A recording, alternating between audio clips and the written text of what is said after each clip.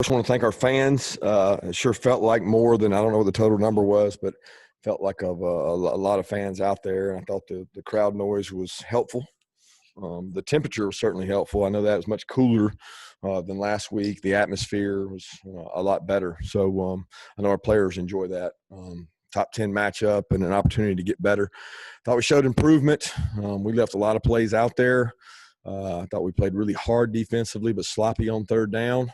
I thought offensively, when we play clean, meaning we don't have a busted assignment, a penalty, or somebody doesn't know what they're doing, we do well. But we can go backwards as quick as we can go forwards offensively, and we probably left more out there. I thought it hurt both defenses not having the signal caller leader in the back end with them losing Smoke and us losing Richard. It affected both of us, but I did think we played really physical tonight. And I think when you play Auburn, that's where it starts, is a line of scrimmage and physicality. And if you can't run the ball and somebody else can run the ball, it makes it easier to be successful. And I was really proud of Stetson and the way he handled things, very composed. And he probably had some balls he wished he could have back. But he'll only get better, I hope, from here. And he gives us some continuity, and we'll continue to develop the other guys as well.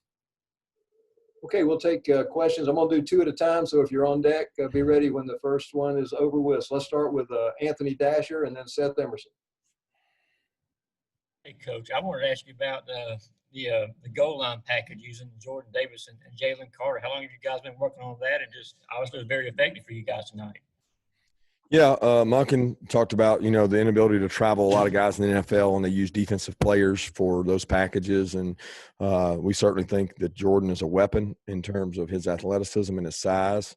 And Jalen played a lot of that stuff in high school. He's a really talented guy that's played some fullback and things. So we've had it in for a while and thought we would use it when we needed to. I thought Monken and the offensive staff did a good job developing that package. Kirby, obviously you brought in Jamie Newman, you brought in JT, you started Dwan last week, but you had Stetson kind of the whole time. Is he like surprising you? Is he making a believer of you? Yeah, he's not surprising me, no. It's a tough situation where, I can recall the day that we decided to offer him to take him back. And, we had to fight scratch and claw to get him to come back. And I'm certainly glad we did. It was an interesting decision because we had an interesting dynamic on our team, and we felt like what we knew of Stetson, he would be a productive player and a good player. And Stetson's never lacked confidence in himself. I'm happy for him. I want to temper that enthusiasm that he knows he's got to get better. People around him played well, and that's important for Stetson. But he did a good job of understanding what we wanted to do in the game plan, and he executed that really well. So I was very proud of him. He studied really hard this week. The cumulative effect of the number of reps he took last year, I don't think we can ever measure that. I think you have to take that into consideration when you're talking about JT, Carson Beck, and Dwan, who are all talented in their own right. I mean, they were talented football players. But Stetson taking every single rep with the twos the entire year last year has an effect. And I know it's not the same offense, but it's the same defenses. It's the same preparation. It's just a different word. And he did a good job of managing those things. And we'll continue to develop him as well as the other guys. Let's go to Mark Weiser and then Jake Rowe. Kirby, you talked a lot about Auburn's wide receivers this week, but even without Richard LeCount, losing him in the first half, you guys obviously limit them to no touchdowns and not much in the passing game. Just your thoughts on how they held up the secondary. I thought they did a good job. I thought we made some plays on 50-50 balls, and then we lost some 50-50 balls. But when you play against a quarterback like Bo and skill level like Seth and Schwartz and some of those guys, it makes it tough because eventually you're going to be one-on-one. And that's what football boils down to, is who can win that one-on-one matchup. And if you lose some of those, maybe the game's different. And if you win more than you lose, you're usually going to come out ahead. And Bo made some unbelievable throws and some unbelievable scrambles to keep them alive. I thought he did some really good things. But I was proud of our secondary and the way they played. Kirby, when you look at that game, I mean, I think James Cook came off with an injury. I'm not sure if Warren McClendon did or not, but can you offer an update on those guys and as well as Stetson? I know he kind of had a banged-up hand or something like that. Yeah, I think all those guys are fine. Warren McClendon just cramped a little bit. He should be fine. I think James is fine. He probably could have came back in the game, and at the point that we didn't need him to, Ron said that he wasn't going to bring him back, but he was ready to go the second half. And Stetson's fine. Go to Paul Newberry and Dean Leahy.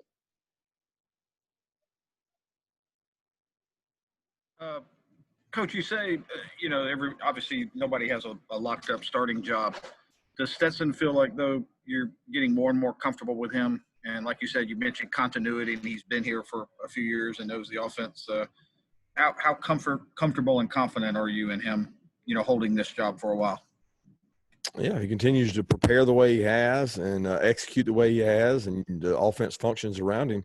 That's certainly the plan. I mean, we think that right now he's the guy, and he's done a good job preparing. He did a good job preparing this week. He used the people around him. He understands what we're trying to do.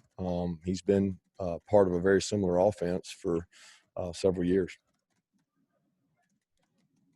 Kirby, it seems that Auburn just never could get rolling offensively. Were you satisfied with how off kilter Bo was most of the night, and was that because of the blitzing, or was that other stuff y'all were showing? I don't know. I didn't think we finished well. I thought we had I don't know. I would be guessing 4 or 5 missed sacks. Just couldn't get him on the ground. I think that credit to his athleticism, because we got some pretty good athletes out there that couldn't get him on the ground. But I was pleased with the way we finished, obviously with 6 points in the production, but we left a lot of third downs. We don't usually give up a lot of third downs. We've been good on getting off the field on third down, and 7 of 16 is not we don't meet our goal. And so we know that first drive of the second half was not up to our standard. Let's go to Mike Griffith and then Chip Towers. Yeah, Kirby, can you give us some insight into what went on this week as far as getting your team focused and recalibrated? I know there was a lot of newness on that offense and some new staff members. How were you able to get this team settled down and focused like this quickly for Auburn? We didn't do anything different than we did for Arkansas. I mean, we practiced on Monday, Tuesday, Wednesday, Thursday, Friday. We prepared. We went through our normal routine. I think they had one more game under their belt. That probably helped. We executed at a higher level, which we didn't do against Arkansas. But we didn't do anything else. It was not like a magic speech or a motivational everybody. I mean, it wasn't there. The men in that room trust the men in that room, and they trust the coaches, and they listen to us. And we told them last week, it's never as good as it seems, and it's never as bad as it seems. But everybody now wants to make it really bad last week and really good now. And guess what? It's probably somewhere in the middle. Yeah, Kirby, how much do you attribute the good play of the offense to the offensive line in particular? It seemed like a much cleaner effort than a week ago. Well, I don't know. They were terrible last week, so something must have just happened. I mean, the Wizard of Oz came and saw them and gave them all courage and ability, and they played better. They were the same guys. I mean, it's not any different. I attribute it to the fact that we didn't have a ton of penalties, although we had too many, and we didn't turn the ball over. It's not rocket science. Let's go to William Newland and then Brandon Sudge. Hey, Coach. Yeah, I want to ask you about Kyrus Jackson. Obviously, he played well at Arkansas last week, but did you expect him to break out like he did tonight? And what's he been doing in practice, in the offseason and in these last couple of weeks that's made him such a top producer this year? Kyrus is one of our leaders. He's one of our toughest players. He's one of the most demanding guys of other people. He's a great academic student. He does what he's supposed to do when he's supposed to do it, and he deserved that game, probably more than anybody. He made plays and did a great job of that. Kirby, following up on Chip's question about the O-line, kind of following up on your response actually about the Magic or Wizard of Oz or whatever you said there. Is it the same type of thing with the offensive scheme and like opening things up? Was there any sort of like evolution that y'all saw over the last week? We're getting comfortable with guys, or is it just the same? Are you gonna, yeah? Yeah, it wasn't an evolution of the offense. It was execution of the offense, probably is a better word. I thought we had a good plan. I thought we had a good plan the week before. Plans didn't change. The execution did. And I would be sitting here lying to you. Everybody wants to make it about, coaching and scheme and play. And it's not about that. It's about players and execution and moving people up front and being able to be two-dimensional and not being one-dimensional. And if you can run the ball, then you're probably going to have success at throwing it. Let's go to Jeff Schultz if you have a question, and then Adam Rittenberg. Yeah, Kirby, just following up on the whole execution thing from early on. How much of it can just be attributed to last week was the first game? You didn't have a lot of practice time as much this year. You had a week to get under your belt. How much of last week and maybe people's perceptions being skewed, or sort of changed by that? I don't think it was that, because we technically had more time to prepare for last week because it was like coming out of an off week, meaning we practiced for Arkansas more days than we did Auburn. Like Auburn was a short game week, so it was really Monday, Tuesday, Wednesday, Thursday. Where Arkansas, we prepared in advance. It really just boils down to our ability to execute, not shoot ourselves in the foot. And look, we probably did execute better last week when Stetson came in and people functioned around him. If you remember, we had a little more success in the 2-minute drive. We did some good things in the second half. I can't put a finger on exactly the difference. We were able to run the ball a little bit better. Hey, maybe Arkansas is better than people think. Somebody told me they won tonight. So, maybe they're pretty good, and maybe that has something to do with it. Kirby, every quarterback needs confidence, but is there something unique about Stetson and what he believes in himself, just given his story and what he's been through to this point? I think what's unique about Stetson is he, the guy handled everything the right way. As coaches, we got to look ourselves in the face, and I'm charged with making decisions. And, some people could probably argue that maybe we didn't make the right decision in the first game, and maybe he should have been the guy. But not only was he not the guy, he wasn't, he was not getting a lot of reps early in camp. And to his credit, the reps he got, he took a lot of value in. He was like a pro third-string quarterback, and he was back behind the huddle going through his steps. He came and saw me a couple of times and, wanted to know where he was and why he wasn't getting a lot of reps. And, we talked endlessly about it from a staff, an offensive staff, and it was not it wasn't a clear-cut deal. It wasn't like he wasn't the guy, but it wasn't like he was.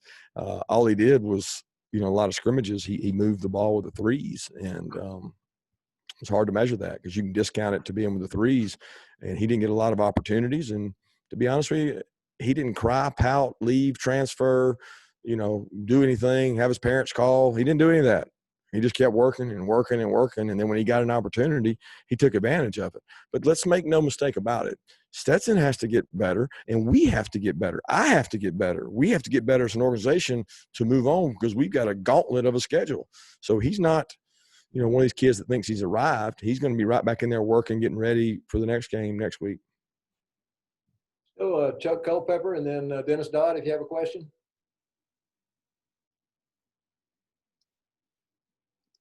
To Dennis.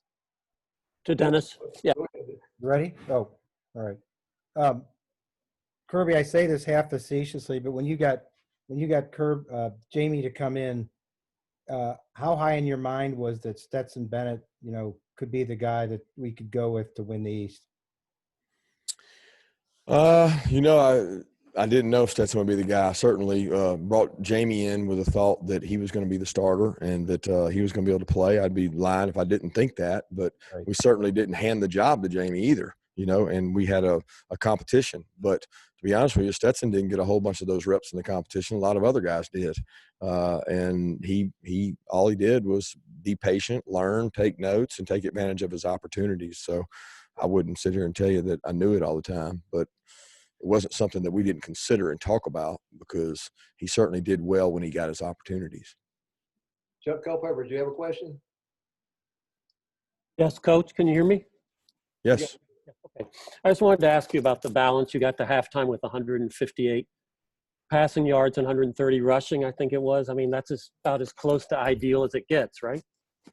Yeah, that's good balance. I thought we were running the ball well early, and that's hard to do in the SEC, and we controlled the line of scrimmage. I did not think that we handled the 2-minute drive before the half very well, and that was disappointing because in the past we have done that really well. I thought we didn't – we kind of mismanaged it, and some of it was my fault, and we got to do a better job of that. Got time for a couple more. Let's take David Pascal and then maybe Mark Bradley. Do you have a question? Hey, Kirby, you know what this Auburn offense can do. It scored 40 points on you when you were at Alabama and a few years ago at Georgia. But this is 4 meetings now where you've held them to around an average of 9 points. What is it about your defense that has played Auburn so well lately, including again tonight? Well, I'll be honest with you.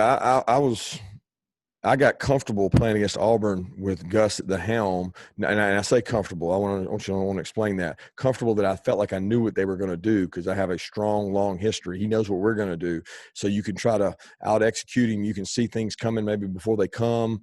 But it was different tonight because that's not old Auburn. Now, you may say the result was the same, but that's not Chad's running that offense, and they're doing different things. They got receivers lining up all over the place. They're in empty more. If anything, they're probably struggling to run the ball as well as they have in the past, and that might have something to do with more than just their backs or Bo Nix. But that was not a traditional Auburn offense to me. It was different, and I felt like it was tough to defend. Mark Bradley, do you have one? I don't. Thank you. All right, got time for one more. Anybody, jump in. Hey, Kirby, this is Connor Riley here. Stetson getting his first start this week. Do you think that did anything for him in terms of, either gave him more confidence or allowed him to play a little bit more free, given that it was his first career start for Georgia? I don't know. I think he gained confidence last week, obviously, but say what it is. I mean, we were playing a top 10 team, and the amount of magnitude to the game was probably larger. And I felt like he had a little anxiety early. He probably missed a couple throws. I've seen him make several of those throws that he ended up missing over the middle, and he'll get better and make those. But he played well. He played really well, and I thought he gained confidence as he played. Thank you, Coach Smart. Thank you, guys.